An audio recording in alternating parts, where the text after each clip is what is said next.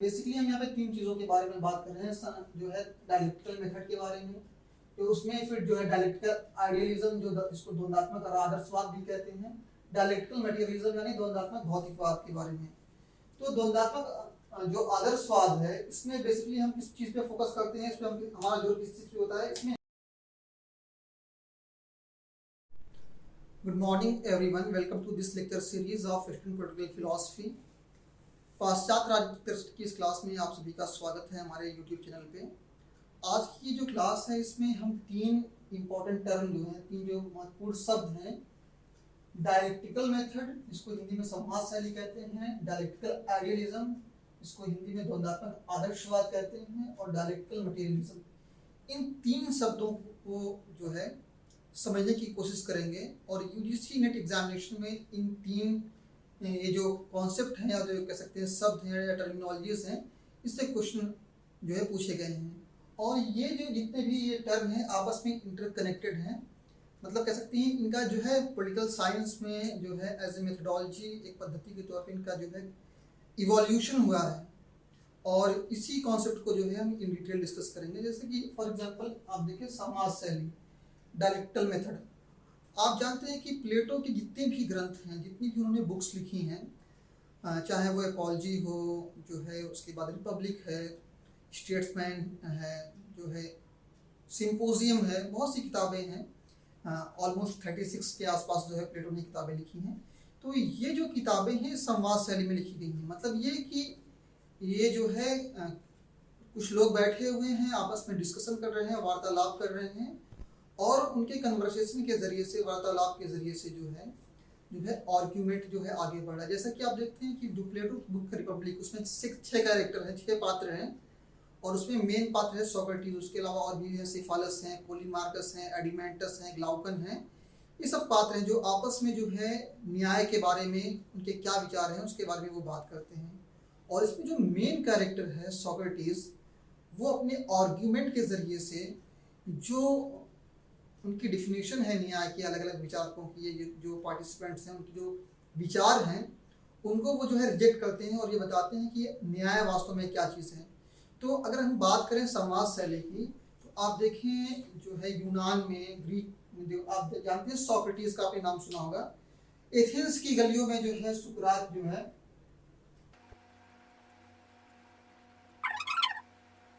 वार्तालाप कह सकते हैं हिंदी में।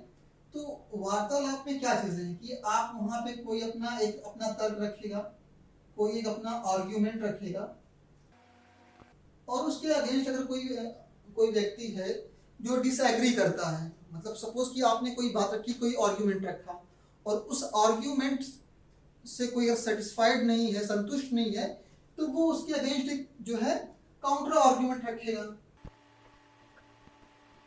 इसको तर्क वितर्क आप कहते हैं, आपने हिंदी में सुना होगा तर्क वितर्क। तो ये भी जो है क्या है कि एक शैली है, अपनी बातों को, एक तरीका है संवाद शैली जो है अपनी बातों को, अपने आर्ग्यूमेंट्स को, अपने पॉइंट्स को जो है लोगों के सामने रखने का। आप देखें एथेंस में सुकरात जो है पब्लिक गैदरिंग के जरिए से जो है अपनी बातों को रखते थे, और आपने देखा कि सुकरात जो है समाज शैली का इस्तेमाल करते थे, लोगों को जो है अपने संवाद के जरिए से, अपने आर्ग्यूमेंट के जरिए से लोगों को वो एड्रेस करते थे।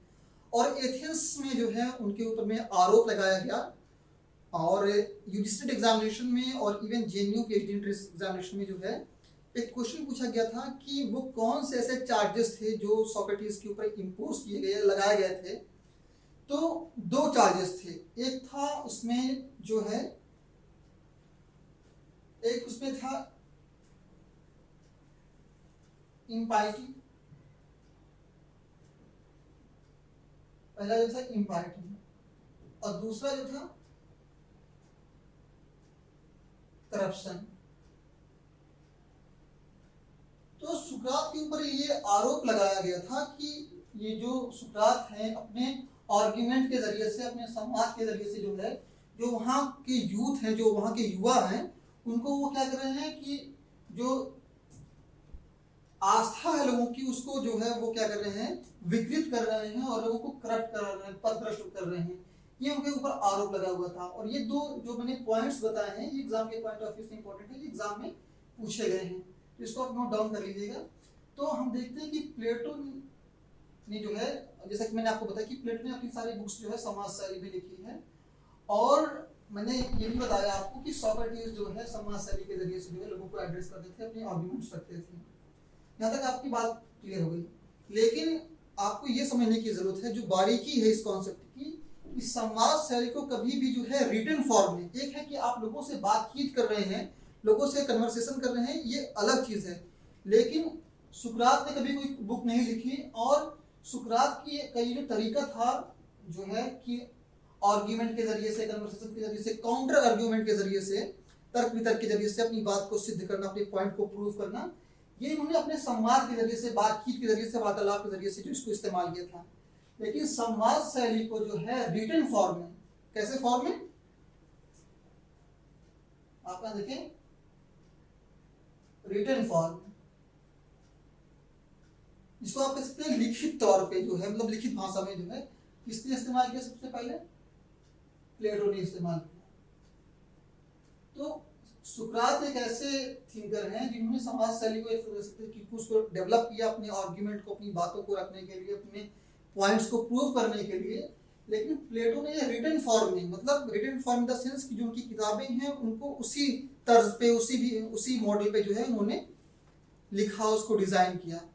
तो यहाँ पे आप ये समझिए कि ये समाज शैली है जहाँ पे जो है जो आर्ग्यूमेंट्स हैं, मतलब यहाँ पे जो थियरी, जो कॉन्सेप्ट है, जो डेवलप होते हैं, कैसे डेवलप होते हैं?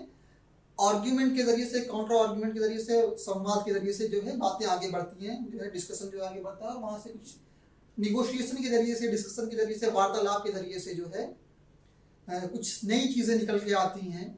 और फिर अगले कॉन्सेप्ट की हम बात करें, द्वंद्वात्मक आदर्शवाद। तो द्वंद्वात्मक आदर्शवाद क्या चीज है? यहाँ पे आप देखिए दो चीजें हैं, दो शब्द यहाँ पे मिलकर के बने हैं। द्वंद्वात्मक मतलब यहाँ पे भी जो है द्वंद्वात्मक पद्धति, डायलेक्टिकल मेथड इस्तेमाल हो रहा है, और प्लस आदर्शवाद। आदर्शवाद में क्या है कि आदर्शवाद में जो है, जो आइडिया है, क्या है? जो आइडिया है, यानी जो विचार है, उसको ज्यादा महत्व दिया जाता है। द्वंद्वात्मक आदर्शवाद में जो है, जो विचार है उनको अधिक महत्व दिया जाता है, ज्यादा इंपॉर्टेंस दिया जाता है। और यहाँ पे क्योंकि क्या कि द्वंद्वात्मक है, मतलब यहाँ पे भी क्या है कि डायलेक्टिक यहाँ पे भी इस्तेमाल हो रही है। जो डायलेक्टिकल मेथड है, जो द्वंद्वात्मक पद्धति है, वो यहाँ भी इस्तेमाल हो रही है। लेकिन आप देखिए इसमें फर्क क्या है कि यहाँ पे देखें क्या था कि ये एक संवाद शैली का, या कह सकते हैं डायलेक्टिकल मेथड का एक इनिशियल फॉर्म था, जो कि हमने सोक्रेटिस के जरिए से समझा, और जो प्लेटो की जो किताबें, जो कि राइटिंग से उनके जरिए से हमने समझा। लेकिन आप देखें हीगल ने जो है, अगर द्वंद्वात्मक आदर्शवाद की बात करें हम, तो इसकी जो लीडिंग एक्सपोनेंट है, जो इसके मुख्य कह सकते हैं समर्थक हैं या विचारक हैं, वो कौन है? हीगल है। हीगल ने जो है इस पद्धति को अपनाया, डायलेक्टिकल मेथड को। और इसमें क्या है कि वो आइडियाज पे फोकस ज्यादा करते हैं। मतलब क्या है कि ये जो यहाँ पे जो द्वंद्व होगा, जो मतलब जो कह सकते हैं कि जो आप देखें जो द्वंद्व होगा वहां पे किसके बीच में होगा? वो विचारों के बीच में होगा, आइडियाज के बीच में होगा। तो आप देखें, आपने एक कुछ की टर्म सुने होंगे,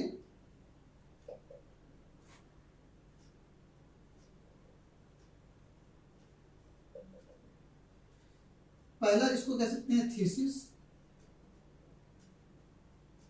इसको हम हिंदी में संवाद कहते हैं। दूसरा एंटीथीसिस, जिसको हम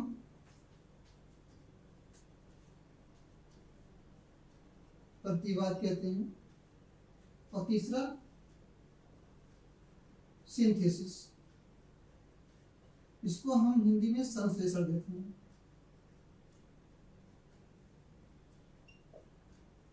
आइए समझते हैं कि ये क्या चीजें हैं, थीसिस, एंटीथीसिस और सिंथेसिस। हीगल का ये मानना है कि ये जो आइडियाज हैं, जो विचार हैं, यही सही मायने में जो है गवर्निंग एलिमेंट है। यही जो विचार हैं पूरी सृष्टि को, पूरे संसार को, पूरे यूनिवर्स को जो है वो गवर्न करते हैं। और विचारों की अगर बात करें तो विचारों में तीन चीजें होती हैं, संवाद, प्रतिवाद और संश्लेषण। इसको जो है सिंथेसिस कहते हैं। थीसिस, एंटीथीसिस और कोई भी घटना है, कोई भी इंसिडेंट है, उसके बारे में कोई व्यक्ति बात कर रहा है, तो उस घटना की जो वास्तविकता है या वो घटना क्यों हुई, किन कारणों से जो है वो घटना हुई, उसके लिए किसी ने एक बात रखी सामने। तो एक सीधा सा उसने आर्ग्यूमेंट अपना रखा कि सपोज कि जो है जैसे कि सपोज कि आप इंडिया के केस में आजकल देखें, जो पॉपुलेशन का जो एक इशू है काफी जो है डोमिनेंट है, या यूसीसी का जो आजकल देखें जो समान नागरिक संहिता है जो है वो भी आजकल काफी चर्चा में है। तो हम देखते हैं कि संवाद में क्या होता है कि कोई व्यक्ति किसी भी घटना को लेकर के या किसी भी कह सकते हैं इवेंट को लेकर के जो है अपने उसके सपोर्ट में या उससे रिलेटेड कोई आर्गुमेंट रखता है। और ठीक इसी के अगेंस्ट क्या होता है कि जब कुछ लोग जो है इस आर्गुमेंट की कमियों को आइडेंटिफाई करते हैं, या जो है ये जो थीसिस है, जो संवाद है, वो वास्तविकता के उतना करीब नहीं होता और उसमें कुछ कमियां होती हैं, तो उसके अगेंस्ट जो है एक नया आर्गुमेंट आता है जिसको एंटीथेसिस कहते हैं। तो यहाँ पे क्या है कि कोई घटना है, कोई परिस्थिति है, उसको एक्सप्लेन करने के लिए जो है दो अलग अलग आर्गुमेंट हैं। और सिंथेसिस में क्या होता है कि वाद और संवाद को जो मिला करके जो है नया आर्गुमेंट बना पेश किया जाता है, जिसको हम सिंथेसिस कहते हैं। जहाँ पे क्या है कि यहाँ पे क्या कि ये दोनों जो आर्गुमेंट हैं इनको हमने कंबाइन कर दिया और उसके बाद में एक नया आर्गुमेंट जो है पेश किया। और इसी तरह हम देखें अगर जो है द्वंद्वात्मक भौतिकवाद की हम बात करें तो यहाँ पे क्या है कि आप देखिए यहाँ बीच पे दो टर्म है, एक तो यहाँ पे एक मैटर है और यहाँ पे एक डायलेक्ट्रिक है, दो चीजें हैं यहाँ पे। तो जैसे हीगल ने क्या कहा, हीगल ने कहा क्या कि ये जो हमारे जो समाज में जो परिवर्तन होते हैं, जो भी घटनाएं होती हैं, वो क्यों होती हैं, वो विचारों में जब द्वंद्व होता है, ठीक है ना, जो उसमें जो उसके अंदर इनहेरेंट जो कंट्राडिक्शन है उसकी वजह से जो है विचारों में द्वंद्व होता है। और इससे फिर क्या है कि जो है जो समाज की विकास होता है, सोशल इवोल्यूशन होता है, चीजें और खुल करके हमारे सामने आती हैं, हम चीजों को अलग अलग डायमेंशन से, अलग पर्सपेक्टिव से देखने और समझने की कोशिश करते हैं। और अगर बात करें द्वंद्वात्मक भौतिकवाद की तो यहाँ पे क्या है कि ये जो द्वंद्व है ये क्या है कि ये द्वंद्व जो है विचारों में ना होकर के बल्कि क्या किसमें हो रहा है, पदार्थ में हो रहा है। तो सेम एक्टिविटी यहाँ भी हो रही है, यहाँ पे भी जो है यहाँ पे भी थीसिस की बात हो रही है, एंटीथीसिस की बात हो रही है और सिंथेसिस की बात हो रही है। मतलब यहाँ भी आपका वाद, प्रतिवाद और संवाद, ये तीन चीजें यहाँ पे आप देखें सेम जो एक्टिविटी जो हो रही थी, ठीक है ना, मतलब जो द्वंद्व हो रहे थे आर्ग्यूमेंट्स में, और सेम द्वंद्व सेम कंट्राडिक्शन कह सकते हैं यहाँ भी हम देखते हैं। लेकिन ये जो द्वंद्व है, ये जो कह सकते हैं अंतर्विरोध है, वो किसके बीच में हो रहा है, पदार्थ के बीच में। और इसके बाद क्या कि अगर हम बात करें द्वंद्वात्मक भौतिकवाद की अगर हम बात करें तो कार्ल मार्क्स कैसे थिंक कर रहे हैं। कार्ल मार्क्स इन्होंने अपने चिंतन में, अपने दर्शन में जो है द्वंद्वात्मक पद्धति का इस्तेमाल किया था। बेसिकली हम यहाँ पे तीन चीजों के बारे में बात कर रहे हैं, जो है डायलेक्टिकल मेथड के बारे में, तो उसमें फिर जो है डायलेक्टिकल आइडियलिज्म जो इसको द्वंद्वात्मक और आदर्शवाद भी कहते हैं, डायलेक्टिकल मटेरियलिज्म यानी द्वंद्वात्मक भौतिकवाद के बारे में।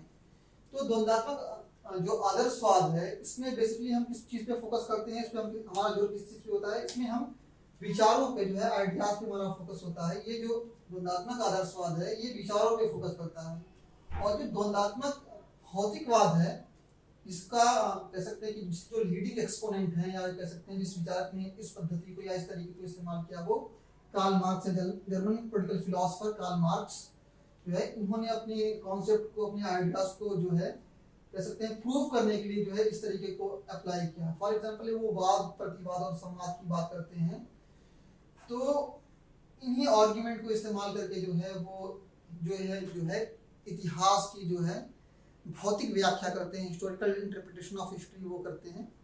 तो आई थिंक ये जो कॉन्सेप्ट है क्लियर होंगे इस कॉन्सेप्ट को लेकर। अगर आपके कोई क्वेश्चन है, कोई डाउट्स हैं, तो आप हमें मैसेज कर सकते हैं और हम कोशिश करेंगे कि या तो फिर जो है पर्सनली आपसे कांटेक्ट करके मैसेज के ज़रिए से या फिर एक नए वीडियोस के ज़रिए से जो आपके डाउट हैं, जो क्वेरीज हैं, उसको हम जो है दूर कर सकें। Thank you so much.